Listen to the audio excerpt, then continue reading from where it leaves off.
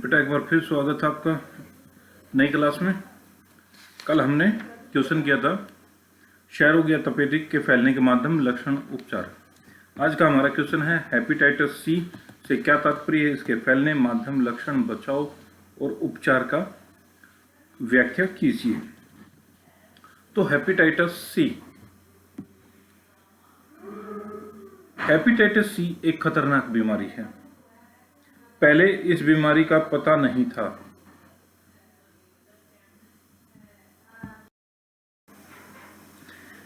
केवल hepatitis A और B के बारे में ही पता था, लेकिन 1989 में हेपेटाइटिस सी वायरस HCV की खोज हुई। तो पहले हमें हेपेटाइटिस ए और बी के बारे में ही पता था, लेकिन इसकी खोज 1889 में हुई। एक नंबर में ये पूछा जा सकता है। इसके बारे में इस रोग को के प्रति एंटीबॉडीज विकसित किया गया है। यानी जिस प्रकार आजकल ये कोरोना है, इसका भी एंटीबॉडी हमारा प्रयोग किया गया है, इसी प्रकार ही इसका भी एंटीबॉडी तैयार किया गया है। भारत में हेपेटाइटिस सी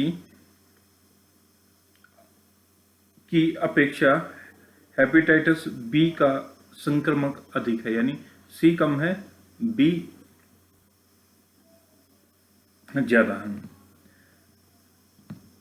वास्तव में हेपेटाइटिस सी यकृत में सूजन की बीमारी है। यानी लीवर है जो हमारा, वो सूज जाता है, उसमें सूजन आ जाती है। यह बीमारी हेपेटाइटिस सी नामक वायरस के कारण होती है। यकृत पित्त का निर्माण करती है और शरीर में विषैले पदार्थों को उत्सर्जित करती है। यानी जो हमारा लीवर है वो हमारे शरीर में पित्त बनाता है, और पित्त से क्या होता है, जो विषैले पदार्थ होते हैं वो हमारे शरीर में बनना आरंभ हो जाते हैं। इस वायरस के कारण के संक्रमण के कारण यकृत अपना कार्य करने में सक्षम हो जाता है, यानी काम करना छोड़ देता है। बहुत से व्यक्ति इस बीमारी के संक्रमण का पता नहीं चलता, क्योंकि हेपेटाइटिस सी लक्षण विहीन भी हो सकती है। यानी उसके लक्षण नहीं दिखाई देते, इसलिए इस बीमारी का पता नहीं चलता। अगर चलता है तो बड़े देर से चलता है। यकृत में संक्रमण होने के कारण वायरस धीरे धीरे यकृत की कोशिकाओं को नाश कर देता है। यानी जो उसकी लीवर की कोशिकाएं हैं उसको उनको विनाश कर देता है। हेपेटाइटिस सी दो प्रकार के होते हैं, प्रचंड और तीव्र। हेपेटाइटिस सी का कम समय में ही दवाइयों से उपचार किया जा सकता है। यह लगभग 6 महीने से पहले ही ठीक हो जाता है। लेकिन दीर्घकालीन हेपेटाइटिस सी होने से इसकी प्रतिरक्षा प्रणाली करने में सक्षम नहीं हो पाती और यकृत में कैंसर भी हो सकता है। यानी अगर इसका टाइम पे उपचार नहीं हो तो यह कैंसर का भी रूप ले लेती है। अब है फैलने के माध्यम, ये किस तरह से फैलता है। हेपेटाइटिस सी एक रक्त जनित रोग है, यानी रक्त में ही ये उत्पन्न होता है। इसका अर्थ यह है कि ये बीमारी हेपेटाइटिस सी वायरस से संक्रमित व्यक्ति के रक्त से दूसरे रक्त के संपर्क होने से फैलती है। यानी एक दूसरे का अगर रक्त, हम किसी बीमार व्यक्ति का रक्त अगर स्वस्थ व्यक्ति के शरीर में रक्त चढ़ा देते तो उस कारण भी वो फैलता है। ये रक्त का संपर्क अनेक तरीकों से हो सकता है, जैसे दूषित या संक्रमित टीके थे, यानी टीका लग जाता है। दूसरा है रक्तदान, यानी एक दूसरे में रक्त दे देते हैं। नशीली पदार्थों की सिरिंज से शरीर को गोंदना, यानी जो नशीली पदार्थ की सिरिंज है उनसे अपने शरीर को में उनको लगाना। असुरक्षित संभोग से गर्भवती महिलाओं को पैदा होने से शिशु में हो जाती हैं ये बीमारियां। इसके साथ साथ ही यह वायरस वायु, खाने वस्तु, पानी, लार आदि के छूने से नहीं फैलता है। यानी ये तो सिर्फ ब्लड के द्वारा है और दूसरी चीज़ों से है, लेकिन इसका खाने की वस्तुओं से, वायु से, पानी से, इस चीज़ों से नहीं फैलता। तो इसके लक्षण क्या हैं? हेपेटाइटिस के घातक होने का एक मुख्य कारण है कि इन लक्षणों में कई बार वर्षों तक पता नहीं लगता। कुछ मामलों में हेपेटाइटिस सी के लक्षण 10 वर्षों तक भी विकसित नहीं होते, क्योंकि हेपेटाइटिस सी लक्षण विहीन होते हैं।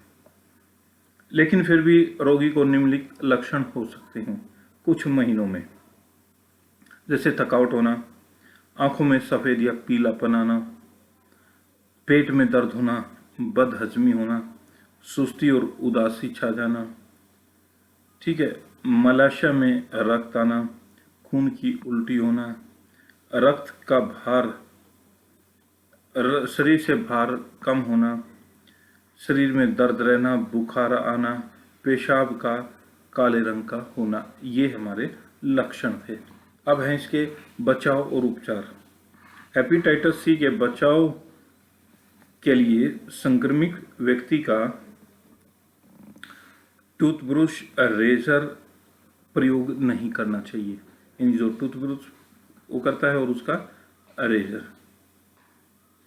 एक से अधिक समलैंगिक के या विपरीत संलैंगिक संबंध नहीं बनाने चाहिए।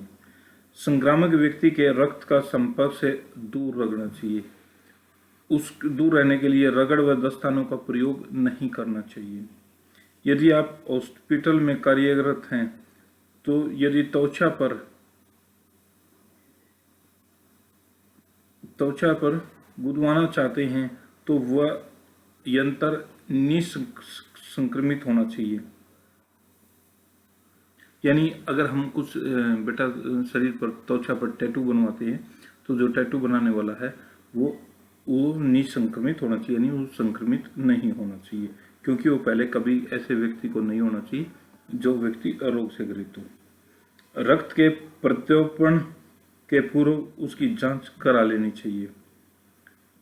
प्रचंड और तीव्र हेपेटाइटिस सी का उपचार के लिए चिकित्सक उपचार की आवश्यकता नहीं होती। वह कुछ महीनों में सामान्य प्रतिरक्षा प्रणाली से वायरस से छुटकारा दिलाने में सक्षम होता है। यानी अगर हम कुछ परहेज और सावधानी रखें तो अगर हमारे अंदर है भी, तो जो हमारे शरीर के अंदर जो प्रतिरोध क्षमता है वही इसको उससे छुटकारा दिला सकती है। लेकिन दीर्घकालीन हेपेटाइटिस सी यानी जो लंबे समय से चला हुआ है उसके लिए एंटीवायरस दवाइयाँ जरूरी होती ताकि यकृत का क्षय को कम किया जा सके, और यह उपचार 6 से 9 महीने तक चलता है। यानी इसका उपचार लंबा चलता है जो 6 से और 9 महीने तक है। ये आज का हमारा क्वेश्चन था हेपेटाइटिस सी। इसको एक किस्म से बेटा हम देसी भाषा में पीलिया भी कह सकते हैं, कि जो पीलिया हो जाता है वही हेपेटाइटिस सी है। अगली क्लास में हम डेंगू हैं, इसके लक्षण क्या हैं इसके बारे में डिस्कस करेंगे। तब तक आप इसको रिवाइज कीजिए, अपना घर पर रहिए, स्वस्थ रहिए और आराम करते रहिए।